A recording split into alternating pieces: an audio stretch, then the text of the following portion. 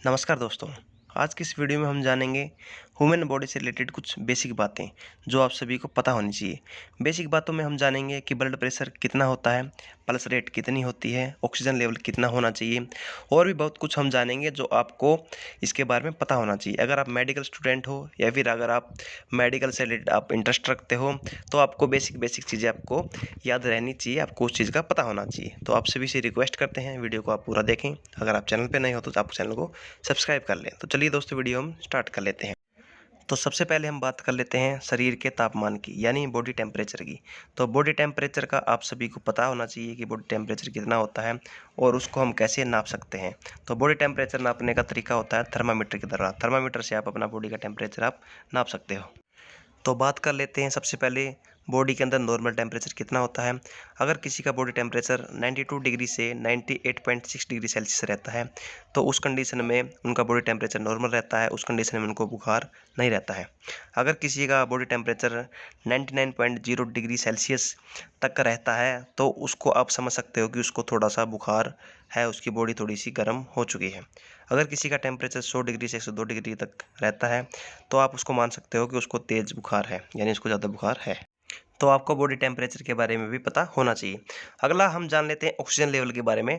अगर आप medical student तो आपको ऑक्सीजन लेवल का भी पता होना चाहिए कि बॉडी के अंदर नॉर्मल ऑक्सीजन लेवल कितना होता है और बॉडीज में लो ऑक्सीजन लेवल कितना होता है। तो पहले बात कर लेते हैं ऑक्सीजन लेवल की। ऑक्सीजन लेवल क्या होता है, किसको हम बोलते हैं कि जब भी हम सांस लेते हैं तो सांस लेने के में जब हमारे ऑक्सीजन के साथ में कई और अन्य गैस हमारे शरीर के अंदर चली जाती है, जो हमारे लंग्स के एल्ब्यू सिस्टम है उस पर जाकर टकराती है, जो सॉफ्ट टिश्यू उस पर जाकर टकराकर एक्सचेंज हो जाती है और पूरी बॉडी में हमारे में पहुंच जाती है, सर्कुलेट हो जाती है। तो उस कंडीशन में ऑक्सीजन लेवल को हम चेक करते हैं। तो ऑक्सीजन लेवल हमारा कितना होना चाहिए उसके बारे में हम बात कर लेते हैं।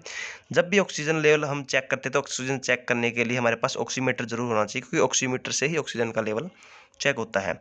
तो अगर किसी का ऑक्सीजन लेवल 94 आता है या 94 से अगर उसका ऑक्सीजन लेवल ज़्यादा आता है तो उस कंडीशन में उसका ऑक्सीजन लेवल सामान्य रहता है। अगर किसी का ऑक्सीजन लेवल 95 से अगर 100 तक आता है तो उस कंडीशन में उसका ऑक्सीजन लेवल बहुत ही अच्छा होता है, यानी उसका ऑक्सीजन लेवल बहुत ही उसमें अच्छा माना गया है। अब हम बात कर लेते हैं कब हम मानेंगे उसको कि ऑक्सीजन लेवल कम कब हो गया है।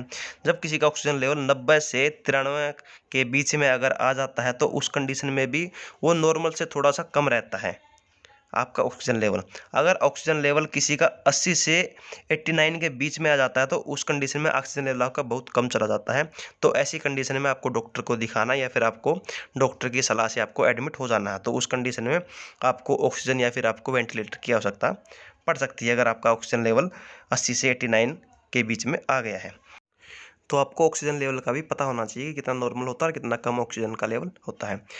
आगे हम बात कर लेते हैं पल्स रेट के ऊपर कि पल्स रेट क्या होता है। हमारे दिल की धड़कन की गति को जो बताता है, जो हमारा दिल 1 मिनट में कितनी बार धड़कता है उसको जो बताता है उसको हम पल्स रेट बोल देते हैं। बात कर लेते हैं नॉर्मल पल्स रेट कितनी होती है। अगर किसी का दिल 72 1 मिनट में अगर 72 बार धड़कता है तो उस कंडीशन में उसकी जो पल्स रेट बहुत अच्छी होती है, उसका जो हार्ट है वो काफ़ी अच्छा रहता है। अगर किसी का पल्स रेट 60 से 80 प्रति मिनट की दर से अगर धड़कता है तो उस कंडीशन में भी उसका जो प्लस रेट है वो नॉर्मल माना जाता है, उस कंडीशन में प्लस रेट उसका अच्छा रहता है। अगर किसी का प्लस रेट 90 से 120 प्रति मिनट की रफ्तार से अगर धड़कता है तो उस कंडीशन में उनकी जो दिल की धड़कन होती है, जो प्लस रेट होती है वो बढ़ी हुई होती है।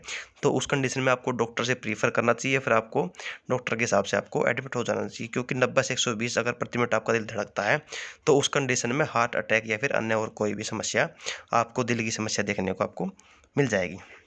तो ये भी आपको जानना बहुत ज़रूरी है, इसके बारे में भी आपको पता होना चाहिए। तो अब आगे हम जान लेते हैं ब्लड प्रेशर के बारे में कि ब्लड प्रेशर क्या होता है, नॉर्मल ब्लड प्रेशर कितना होना चाहिए और हाई ब्लड प्रेशर कितना होता है। तो उसके बारे में हम जान लेते हैं। पहले हम जानेंगे कि ब्लड प्रेशर क्या होता है। तो हमारे शरीर में नलियाँ होती है, आप सभी को पता है, और उन नलियों में ब्लड बहता है। और जब उन नलियों में ब्लड बहता है तो जो नलियों की दीवारें होती हैं जिनको वॉल बोल देते हैं, उन पर जब प्रेशर पड़ता है दोनों साइड से तो उस कंडीशन में ब्लड प्रेशर कहलाता है। तो ब्लड प्रेशर दो प्रकार का होता है, एक सिस्टोलिक ब्लड प्रेशर होता है, एक डिस्टोलिक ब्लड प्रेशर होता है। यानी कॉमन भाषा में बोल देते हैं, एक ऊपर का ब्लड प्रेशर होता है, एक नीचे का ब्लड प्रेशर होता है। तो सिस्टोलिक डिस्टोलिक दो ब्लड प्रेशर हमारे यहाँ पर होते हैं। तो अब हम जानेंगे कि ब्लड प्रेशर की नॉर्मल रेंज कितनी होती है, कितने तक ब्लड प्रेशर हमारे यहाँ पर रहना चाहिए। तो जो हमारे ब्लड प्रेशर की नॉर्मल रेंज वो होती है 120 अगर आपका सिस्टोलिक है, और जो आपका नीचे का होता है डिस्टोलिक वो अगर आपका 80 होता है, तो उस कंडीशन में आपका ब्लड प्रेशर यहाँ पर नॉर्मल रहता है। यानी ऊपर का 120, नीचे का 80, सिस्टोलिक 120 और डिस्टोलिक जो 80 अगर होता है तो वो नॉर्मल कंडीशन में रहता है, नॉर्मल उसकी रेंज रहती है। अगर किसी का ब्लड प्रेशर 130 ऊपर का और 85 नीचे का होता है, तो उस कंडीशन में भी उनका जो ब्लड प्रेशर वो नॉर्मल माना जाता है, क्योंकि वहाँ तक उसका ब्लड प्रेशर कंट्रोल हो सकता है। या फिर अगर किसी का ब्लड प्रेशर 140 ऊपर का है और 90 नीचे का है, तो ऐसी कंडीशन में उनका ब्लड प्रेशर बढ़ा हुआ होता है, तो उसको बढ़ा हुआ ब्लड प्रेशर माना जाता है, नॉर्मल ब्लड प्रेशर ये नहीं रहता है। अगर किसी का ब्लड प्रेशर 150 अगर ऊपर का है और 95 अगर नीचे का होता है, तो उस कंडीशन में उनका ब्लड प्रेशर काफ़ी उनका हाई ब्लड प्रेशर होता है। तो ऐसी कंडीशन में उनको आप डॉक्टर को प्रीफर करें या फिर उनको आप एडमिट कर सकते हैं, क्योंकि उनका बीपी ज़्यादा बढ़ा हुआ होता है। 150 से 95 के अंदर काफ़ी हाई लेवल का बीपी उनका माना जाता है। तो दोस्तों आपको ये भी पता होना चाहिए कि ब्लड प्रेशर कितना होता है, कितना होना चाहिए और कितना हाई यहाँ पर होना चाहिए, कैसे आप इसको आप चेक कर सकते हो। तो आगे हम बात कर लेते हैं HRCT या चेस्ट सीटी स्कैन के बारे में। आपने कई बार इसका नाम सुना भी होगा। आजकल ये टेस्ट जो काफ़ी नॉर्मल टेस्ट हो चुका है। इस टेस्ट से हम हमारे शरीर के किसी भी भाग या फिर किसी भी ऑर्गन को अच्छी तरह से एनालाइज करवा सकते हैं इस टेस्ट को करवाकर। इसके अंदर हमें स्कोर से पता चलता है कि हमारे शरीर की क्या परिस्थिति है, फिर हमारे ऑर्गन्स की क्या परिस्थिति है। इस टेस्ट को हम तब करवा सकते हैं जब किसी को फेफड़े से रिलेटेड अगर कोई प्रॉब्लम है, किसी को जैसे कोरोना हुआ था पीछे, कोरोना से रिलेटेड अगर किसी को प्रॉब्लम होती थी, तो उनके जो फेफड़ों में इन्फेक्शन हो गया था, इन्फेक्शन को चेक करने के लिए इस टेस्ट को हम करवा सकते हैं या फिर इस टेस्ट को हम करवाया जाता है। तो इस टेस्ट को स्कोर के माध्यम से चेक करते जाते हैं कि स्कोर कितने से कितने स्कोर इसका बीच में होना चाहिए। तो स्कोर आपको मैं बता देता हूँ। इसका स्कोर होता है 0 से 8 तक। अगर किसी का स्कोर 0 से 8 तक का होता है, तो उस कंडीशन में माइल्ड इन्फेक्शन कहलाता है, यानी कम इन्फेक्शन उसकी बॉडी में मिलता है।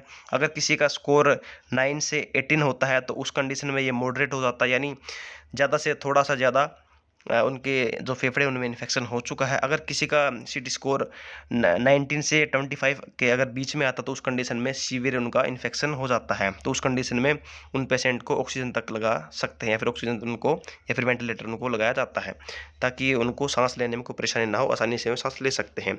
तो इसको आप कैसे मेजर करोगे, इसके भी एक बार मैं आपको बता देता हूँ। डायग्राम आपको यहाँ पर दिखा देता हूँ। जो हमारे फेफड़े होते हैं, फेफड़ों के हमारे 5 भागों में हमारे फेफड़े बांटे जाते हैं।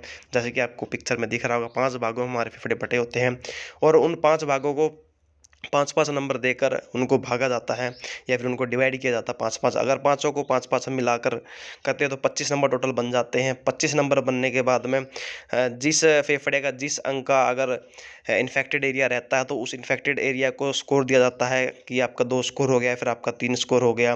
तो उस स्कोर को काट कर टोटल स्कोर में कन्वर्ट किया जाता है और फिर आपको बताया जाता है कि आपका स्कोर इतना है, आपका जो फेफड़ा है इतना इन्फेक्ट हो चुका है। तो उसके माध्यम से आप पता लगा सकते हो कि आपका फेफड़ा या फिर आपका जो इन्फेक्शन कितना बढ़ा हुआ है। तो ऐसे भी आप इसको आप चेक कर सकते हो। तो दोस्तों आशा करता हूँ आप सभी समझ गए होंगे, आपको मेरी जानकारी अच्छी लगी होगी। अगर जानकारी अच्छी लगी तो दोस्तों वीडियो को लाइक करके जाइएगा और चैनल को सब्सक्राइब जरूर करके जाइएगा। अगर आपको कोई हेल्प लेनी तो आप कमेंट भी कर सकते हो या फिर आप सीधा मेरे को मेल भी कर सकते हो। तो दोस्तों मिलते हैं अगली वीडियो में, तब तक के लिए थैंक यू दोस्तों।